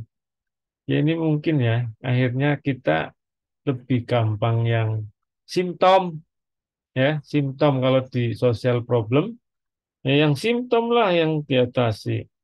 Susah amat akar-akarnya kayak gitu. Ya kalau akar-akarnya lebih ruwet akhirnya buat pengambil keputusan, ya lebih mending milih simptom terus diatasi, gitu. Simptom doang. Nah pada saat perumusan ada agenda setting ya. Ini Thomas A. Berkland 2006. Ini agenda setting, Mas. Anda kalau punya kepentingan dalam public policy, enggak ikut dalam proses agenda setting, nggak mungkin kepentingan Anda akan terwujud. Ya, itu. Ini lihat ya, agenda setting. Agenda kan the list of subject of problem yang jadi perhatiannya ya supaya nanti diambil dengan kebijakan publik kan ya, are paying some attention gitu loh ya agenda itu. Nah, agenda setting itu penting. Kalau kita punya kepentingan untuk kebijakan biar kita masuk gitu loh. Ya, the process by which problem and alternative solution gain or lost public or elite attention, Mas. Tuh, jadi harus ada group competition. The group must therefore fight. Anda harus fight malah. Fight dalam mempengaruhi kebijakan. Kalau mau jadi agenda setting. Ya. An agenda is collection of problem, understanding of cause, symbol, solution. Tuh, agenda itu isinya policy problem tuh Mas, yang nanti jadi pembicaraan untuk dicari optionnya gitu ya. Itu harus fight orang-orang yang mengusung menurut Thomas Berkeley. Kita lanjut implementasi kebijakan, tapi mungkin tadi ada yang mau didiskusikan, diformulasi, silakan. Nggak ada? Bu Sylvia kayaknya mau ngomong apa enggak ya kayak gitu. Bu Sylvia mau ngomong? Enggak? Belum, Prof. Belum, oke. Nah ini Monica Christine tiba-tiba muncul mau ngomong? Enggak? Enggak, Prof. Enggak, oke baik. Saya lanjutkan. Nah, kan setelah perumusan yang Prof Eko minta knowledge base, ya, bukan power and interest saja. Nah, lalu policy problem jadi utama, ya, supaya nggak salah, gitu. Nah, pada saat itu juga agenda setting jadi cara biar masuk berbagai policy yang sesuai dengan kepentingan masyarakat. Ya, perlu ada yang ngusung, ya, gitu. Nah, ketika sudah masuk konversi option terus begitu sehingga dipilih, maka tahap berikutnya kan implementasi, ya. Implementasi itu banyak faktor berpengaruh. Buku-buku implementasi umumnya karena implementasi itu menyangkut dilaksanakannya sebuah policy melalui berbagai program. Nah, buku-buku di akademik, jurnal juga, itu banyak kan mengupas faktor berpengaruh, Mas, Mbak. Ya, faktor berpengaruh. Ini dari Edward Tutt kayaknya, sumber daya manusia, birokrasi, komunikasi, disposisi, diskresi. Disposisi ada yang ngartiin sikap mental. Ya, dispo. Bagaimana dia komit lah gitu ya, komitmen terhadap komitmen birokrat dan juga politisi yang terkait ya, pejabat publik yang terkait dalam pengambilan keputusan itu ya, disposisi itu. Ada diskresi, seberapa luas atau fleksibel ya mengartikan kebijakan itu dalam implementasi. Nah, itu diskresi ya. Ada ruang otonom, seberapa besar ya ruang otonom mengartikan kebijakan itu diimplementasikan ya. Komunikasi antara rumus kebijakan dengan pelaksana, antara objek kebijakan dengan pelaksana juga begitu, hubungan-hubungan yang terjalin sangat menentukan ya. Kalau komunikasinya misunderstanding ya, bisa nggak ada dukungan ya. Lalu birokrasi pelaksana tentu lalu lari ke SDM ya, sumber daya manusia. Nah, ini Edward the Third ya. Ada masuk ke yang ketiga, ini kelihatannya sudah jam berapa? Mungkin baru jam 8. Bisa kita sudah di 20.30 atau lewat silakan. Ini udah masuk ke tahap yang dalam siklus sebagai tahap akhir ya, walaupun ada rinciannya kadang-kala. Tadi evaluasi ada MONEF ya kan, ada termination, ada inference ya kan gitu yang di William Endan.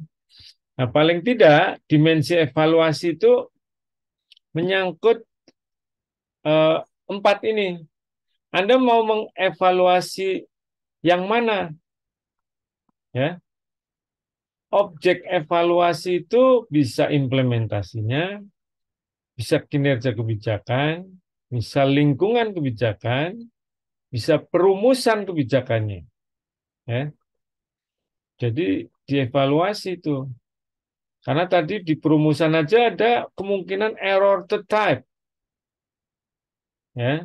Tapi banyakkan orang evaluasi implementasinya, Pak. Kalau enggak kinerja, performan dari kebijakan sejauh mana terlaksana enggak? Tercapai enggak goalnya? Ya, gitu. Goalnya tercapai enggak? Itu banyak banget kinerja seperti itu. Lalu implementasi. Ya, ini dua ini dominan. Kalau ngomong evaluasi, maka dua ini ya sering. Nah, sebetulnya bisa mencek lingkungan kebijakan, ya. Elemen yang berpengaruh terhadap kebijakan itu apa aja. Ini cukup juga setelah dua yang lain mendominasi, ini yang kedua lingkungan kebijakan. Nah, yang paling sedikit kalau Anda evaluasi perumusan kebijakan, ya. Ini memang banyak dilakukan oleh orang anak-anak politik, terutama pada saat tarik-menarik kelompok kekuatan, ya. Kalau administrasi publik sebetulnya nggak harus tarik-menarik kekuatan kalau perumusan kebijakan. Perumusan kebijakan itu ya perannya birokrasi, perannya elemen masyarakat dalam perumusan, partisipasinya, ya kan? Silakan Anda evaluasi gitu. Isinya, isinya itu policy problemnya begini, kok isinya kayak gini, gitu misalnya. Alternatifnya kok enggak mencapai akar masalah misalnya, ya. Ini apa sih yang difahami waktu agenda setting, gitu loh, ya. Itu evaluasi kebijakan. Nah, Anda silakan kalau di dalam hal ini sebagai praktisi, kalau saya mungkin salah dan saya berharap salah, ini evaluasi kebijakan itu sering tidak dilakukan atau kalau dilakukan nggak serius, ya. Yang serius ya perumusan sama implementasi, evaluasi hampir kalau didesak baru, bahkan belum tentu serius, ya. Yang penting, nah itu yang penting ada kata yang penting, memenuhi apa keinginan ya gitu, ya. Kalau saya nggak usah jauh-jauh di dunia perguruan tinggi aja lah, ya, evaluasi terhadap kebijakan rektor tentang apalah, ya, nanti begitu sampai prodi ini yang dievaluasi dosen nih, terus kemudian dosennya adalah dosen saya dulu, waduh kaprodinya jadi gimana ya misalnya. Nah di tempat Anda juga mungkin terjadi begitu ngomong evaluasi, aduh ini kawan sendiri, ya kan gitu loh. Evaluasi internal, Pak.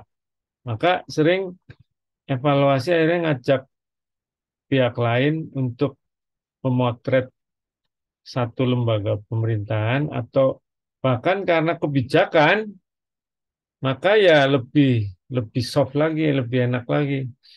Tolong dong dicek kebijakan kami tentang ini, undang konsultan atau apa. Ya itu boleh, ya, tidak perlu kita yang lakukan, silakan nggak apa-apa karena saya pikir evaluasi itu untuk cermin kita dapat feedback gitu loh, ya, sehingga bisa ngelangkah apa yang salah gitu diperbaiki. Ya kan ini kan evaluasi nih, lihat mengapa evaluasi, ya kan, supaya nggak sia-sia, ya kan gitu loh. Jika lingkungan berubah, ya kan, memberikan kesempatan menyadari masalah, ya gitu loh.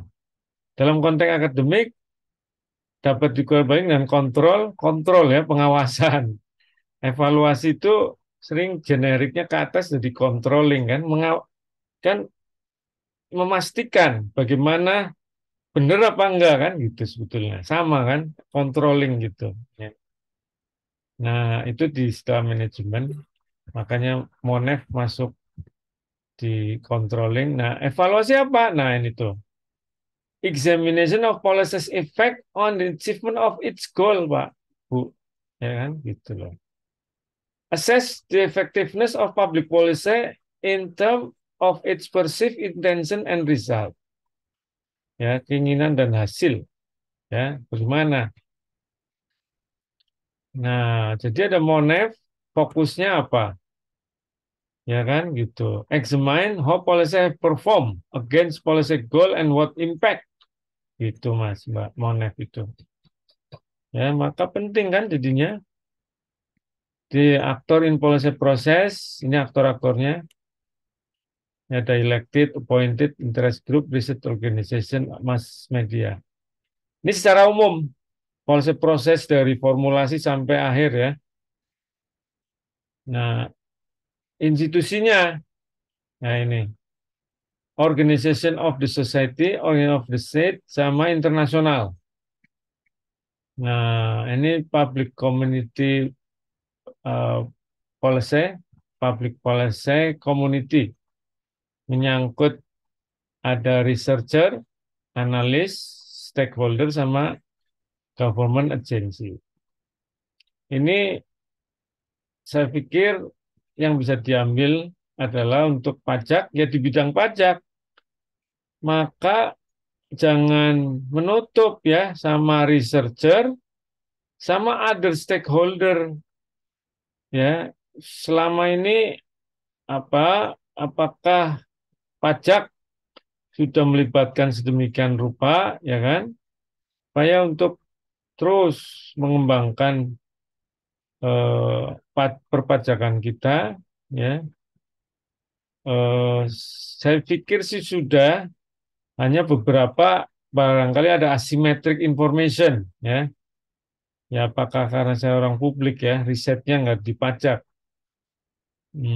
Ya paling nggak model untuk memperluas keterlibatan stakeholder di dunia pajak bisa Anda lihat ya. Terbentuk nggak public policy community di pajak? Terbentuk nggak? Itu yang saya maksud ya. Mungkin other stakeholder masih lemah, researcher juga, analis di dalam belakangan ini yang lebih kuat Anda di pajak itu government agency sendirian. Ya, ya sebagai partner selintas saja yang di luar. Saya mau majakin loh ini aturannya. Oke kan, gitu doang. Nggak ngomong juga langsung aja diterapin. Yes, yang ya mungkin saya salah, mudah-mudahan karena saya researcher public administration bukan di teks. Ini Prof. Haula harus saya tanya. Ya mudah-mudahan terbentuk ya community ini. Ya, ini biar kuat Pak. Bu. Nah, ada dinamika lingkungan ya sering karena public policy dari lingkungan ya ini yang saya sampaikan di lingkungan ya. Sudah pernah saya kira ini jadi catatan juga di public policy karena input support datang dari lingkungan gitu ya kita ngadepin perubahan ini ya kan. Nah, apa sih yang perlu disikapi karena era disrupsi? Nah, kita mesti kritis, kreatif, inovatif, open mind, kolaboratif, ya kan, gitu loh. What will facilitate change dalam kebijakan? Nah, ini Pak, enforcing authority, evidence-based policy ini yang Prof. Eko ngomong, ya. Ini sama dengan KPMG, evidence-based policy, Pak, knowledge-based, ya. Gitu loh ini. Jadi di authority-nya itu ada a fresh permanent entity with authority, deliberate body, advisory body, mungkin perlu reform. Nah, kalau yang evidence based harus ditumbuhin, ini fokus, proaktif, policy design, policy ensure on high quality data, ya data. Oke. Nah, penutupnya Bapak Ibu, malam ini. Semoga bermanfaat ya. Kebijakan publik dan administrasi publik kait-mengkait, tidak dapat eksis tanpa kebijakan publik, ya bahkan berfungsi sebagai manajemen kebijakan publik. Ya. Ah, juga tidak dapat ditampik akhirnya nanti jadi dasar dalam pemilihan layanan publik. Banyak policy untuk dasar pelayanan publik. Ada siklus dan kita membutuhkan knowledge based policy untuk kualitas kebijakan. Saya kira itu Bapak Ibu, monggo kalau ada pertanyaan, masih ada 15 menit atau 14 menit. Izin bertanya, Prof. Monggo, siapa nih? Mas Ber- Rian Nanda. Bertanya terkait ini sih, Prof, terkait makalah yang Anda untuk nulis itu yang ya? Anda nulis itu ya? enggak, Prof, bukan. Ingin bertanya terkait CV. Itu CV-nya itu memuat setidaknya apa ya, Prof? Maaf, waktu itu tidak sempat tercatat. Oh, itu yang kelas Senin yang nanya ya kali ya. Eh, apa? Sama ini nanya nih tentang CV.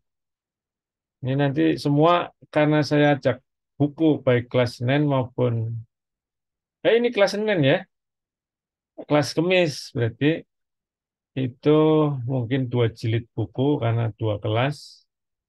Kalau Anda bagus, insya Allah muncul di buku draft. Saya editor dan bersama penerbitnya. Kalau nggak muncul ya berarti Anda memahami sendiri nggak masuk dalam kriteria muncul karena editor ya kan gitu loh.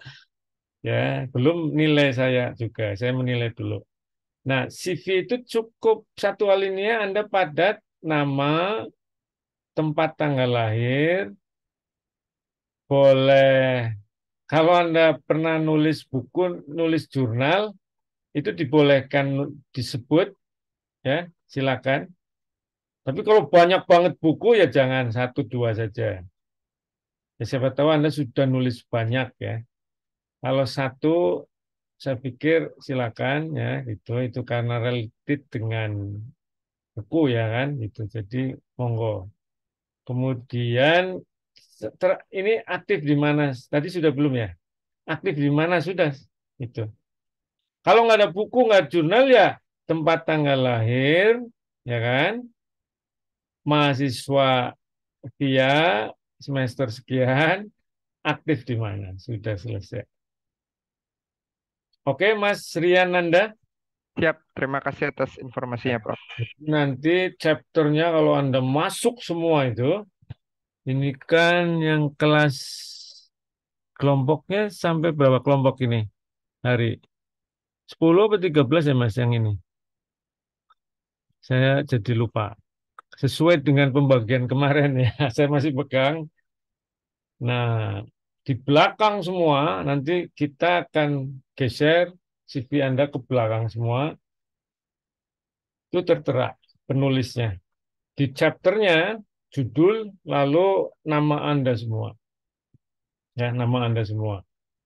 Nah, lalu isinya Anda tidak perlu footnote terus ada nama Anda siapa enggak di situ. Kalau jurnal ya.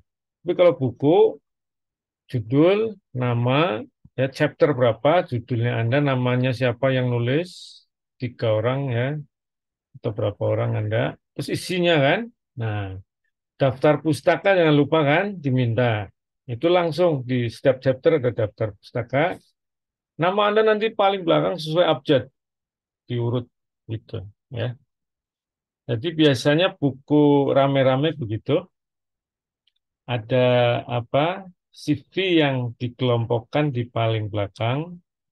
Nanti judulnya saya pernah ngomong di kelas ini apa Komis, administrasi publik di mata milenial kayaknya bisa saya sesuaikan dengan judul mata kuliah ini atau juga mengenai dimensi-dimensi administrasi publik masih banyak ya karena belum baca tulisan Anda ini nanti.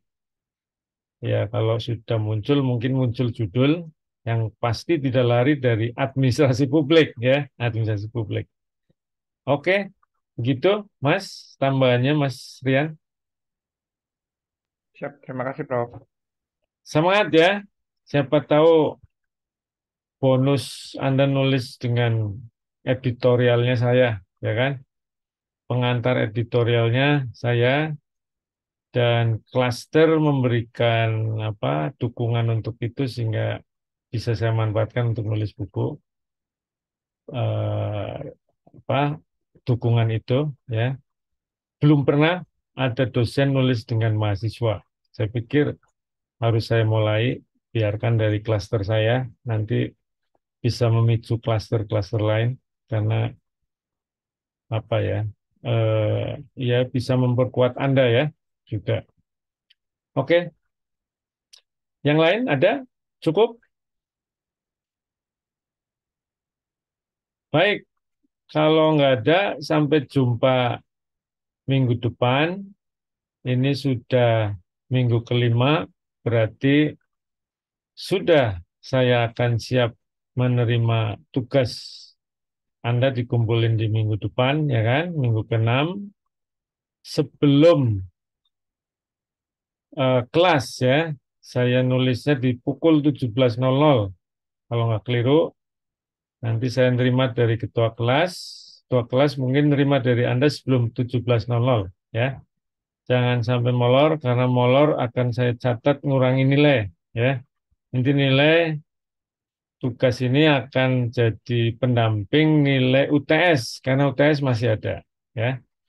Oke, semangat semua. Saya sudahi. Assalamualaikum warahmatullahi wabarakatuh. Waalaikumsalam Waalaikumsalam warahmatullahi wabarakatuh. Terima Waalaikumsalam. kasih banyak, Prof. Terima kasih, Prof. Terima kasih, Prof. Boleh Selamat Selamat Si malam, Prof. Prof. sama. Terima kasih.